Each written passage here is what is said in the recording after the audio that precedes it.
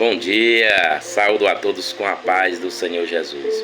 Amados irmãos, hoje que o Senhor venha trabalhando em nossos corações, em nossos lares, que o Espírito Santo venha restabelecendo e formando e dando forma dentro de nós, para que nós possamos perdoar, nós possamos estar em paz com o nosso Senhor Jesus Cristo. Que o Senhor Cristo Jesus, que derramou aquele sangue para perdoar-nos os nossos pecados, Pai, vem, Senhor, abrindo portas em nome do Senhor Jesus. Pai, em nome de Cristo, vem, Pai, quebrando as correntes que nos aprisionam em coisas maus, com espíritos e demônios ruins, em nome do Senhor Jesus. Que essa palavra, Pai, entre nas casas que estão com os lares destruídos, pensando em separações, e em nome de Cristo haverá restauração. Pai amado, Pai querido, assim eu te agradeço em nome de Jesus. Amém. Hoje, a palavra que eu escolhi se encontra em 1 Samuel, capítulo 16, versículo do 14 ao 23, que nos traz a seguinte mensagem: O Espírito do Senhor se retirou de Saul, e um espírito maligno vindo da parte do Senhor o atormentava. Os oficiais de Saul lhe disseram: Há um espírito maligno, mandado por Deus, te atormentar. Que o nosso soberano mande este seu servo procurar um homem que saiba tocar harpa. Quando o espírito maligno, vindo da parte de Deus, se apoderar de ti, o homem tocará harpa e tu te sentirás melhor. E Saul respondeu aos que serviam: Encontre alguém que toque bem e tragam-no até aqui. Um dos oficiais respondeu: Conheço um filho de Jessé de Belém, que sabe tocar harpa. É um guerreiro valente, sabe falar bem, tem boa aparência, e o Senhor está com ele. Então Saul mandou mensageiro a Jessé com a seguinte mensagem: Envie seu filho Davi, que cuida das ovelhas. Jessé apanhou um jumento e carregou de pães, uma vasilha de couro cheia de vinho e um cabrito, e o enviou a Saul por meio de Davi, seu filho. Davi apresentou-se a Saul e passou a trabalhar para ele. Saul gostou muito dele, e Davi tornou-se seu escudeiro. Então Saul enviou a seguinte mensagem a Jessé: Deixe que Davi continue trabalhando para mim, pois estou satisfeito com ele. Sempre que o espírito mandado por Deus se apoderava de Saul, Davi apanhava sua harpa e tocava. Então Saul se sentia aliviado e melhorava, e o espírito maligno o deixava. Porque esse espírito maligno tomou posse de Saul? Porque ele poupou o rei dos Amalequitas, a qual o Senhor ordenou tirar a vida por dinheiro. Então Jessé era pai de Davi, a qual foi convidado pelo profeta Samuel, o qual ungiu a Saul como rei, quando ele procurava uma jumenta com seu pai. E Davi estava nos pastos, nas malhadas, cuidando de ovelha, quando Jessé chegou à sua casa, Samuel chegou à casa de Jessé, a qual Eliabe, Samar, todos eles foram apresentados perante o profeta, e nenhum deles era o escolhido, e sim Davi, que estava nas malhadas, rejeitado por sua família, cuidando de ovelhas. Aquele jovem garoto foi ungido rei. Então Saul tinha palácios, riquezas, exército, mas não tinha mais o Espírito do Senhor. Obrigado que o convidasse um tocador de harpa para que aquele espírito se afastasse dele. E esse escolhido foi Davi de Belém, filho de Jessé, ungido como rei. Davi não tinha palácios, não tinha exército, mas Davi tinha o Espírito do Senhor dentro dele. Aonde hoje nós, às vezes, nos perguntamos: qual será o meu ministério? Qual será a minha obra? Que tamanho será o meu templo? Que tamanho será a minha obra.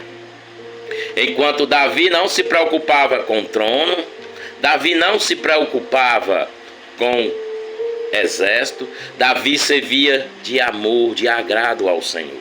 Davi tinha o Espírito do Senhor. Toda vida que Saul se atormentava pelos espíritos que Deus enviava maligno, Davi tocava e Saul se sentia aliviado. Hoje nós procuramos ser rei, ser líderes, ser chefes, ser pessoas a qual dá a ordem e os outros obedecem.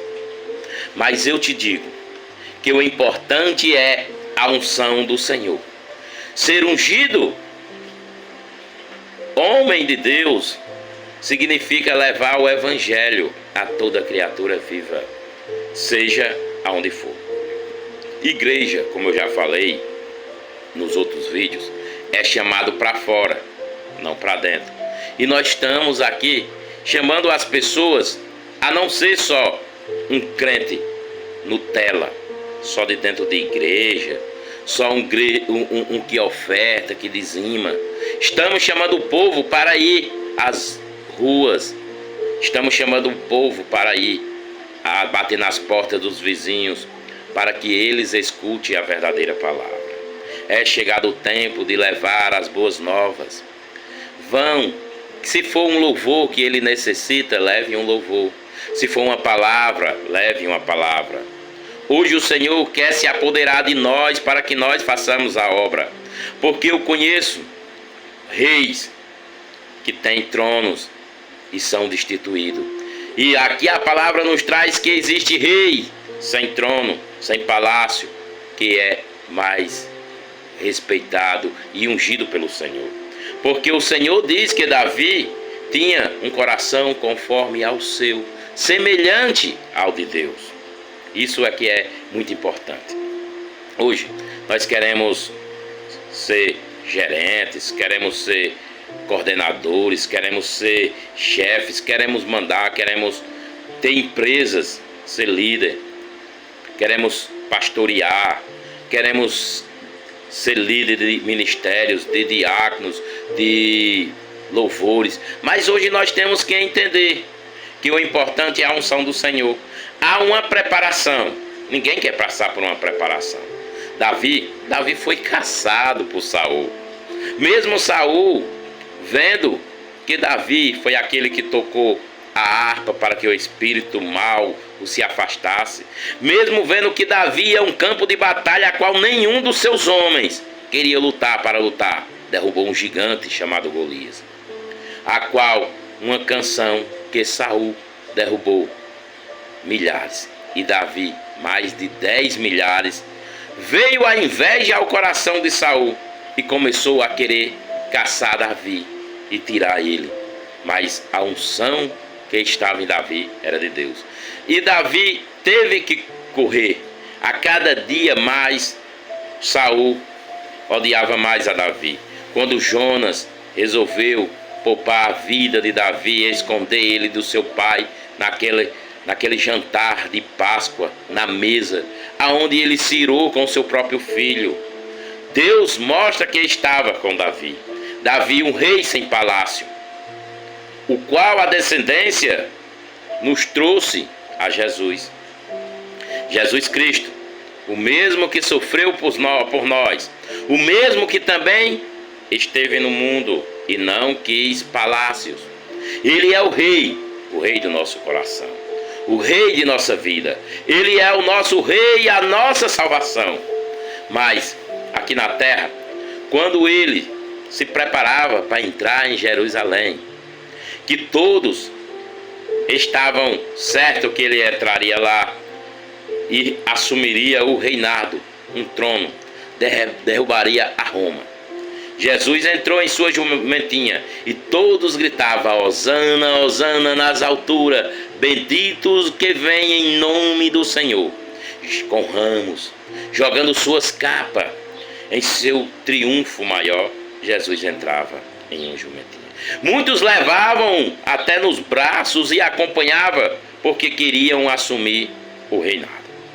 Mas um rei que é rei sem trono. O trono não é importante. O trono do seu coração é que vai mudar o seu ambiente. Aonde você perdoará mais, aonde você amará mais, aonde o Espírito Santo reformulará e fará uma morada celestial dentro de cada um de nós.